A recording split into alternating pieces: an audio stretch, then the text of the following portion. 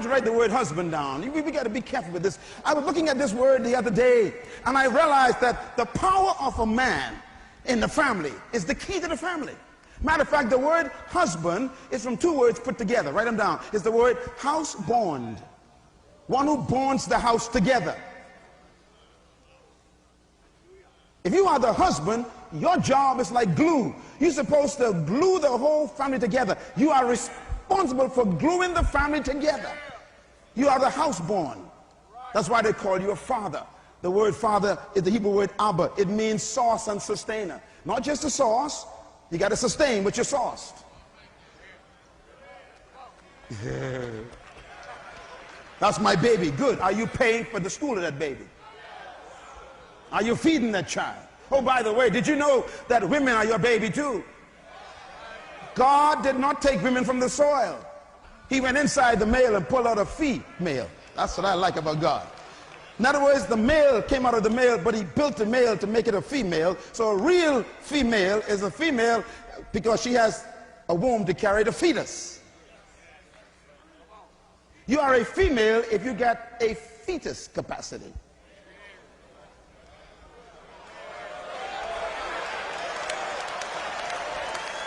So you could break your wrists, wear your earrings, have a ponytail, but if you ain't got no womb, you are a brother.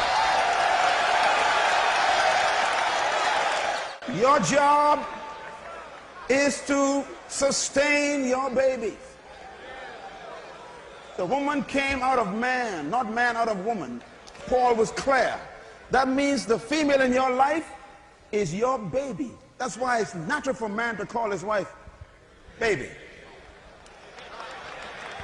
It's in your genes. She's your baby. That means you must feed her, clothe her, protect her, counsel her, provide for her, feed. You got to do everything for her. Why? She's your baby. No, all you want is sex. That's your problem.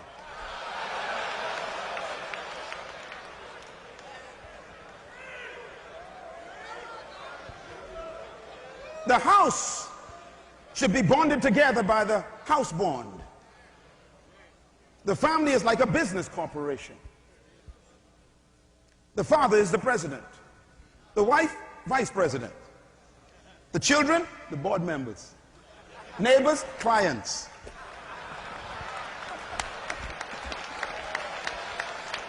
Now, look at those words carefully. You are what? The president. That means you preside. You don't own or control. You preside over the house. Who's your wife? Vice president. That means you don't act without getting advice from your wife as well. Oh, I'm in trouble now, see? And your children are on what? The board. That means you inform them of what you're doing and why you're doing it.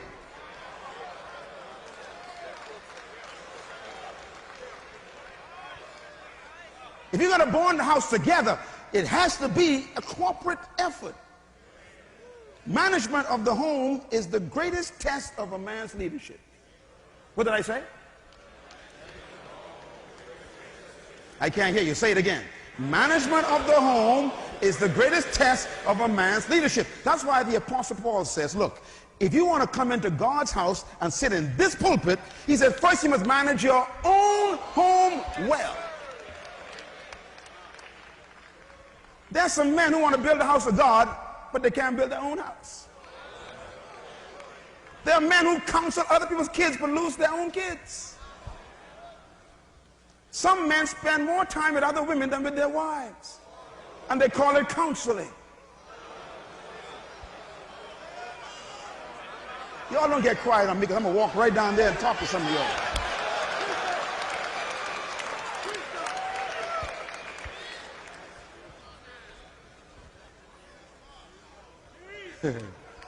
There are wives who need to make an appointment to see their husband.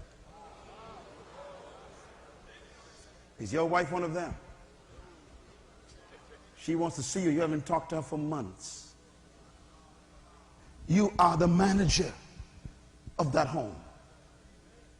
And this is why it's important for you as a man to understand that the family is your most sacred responsibility.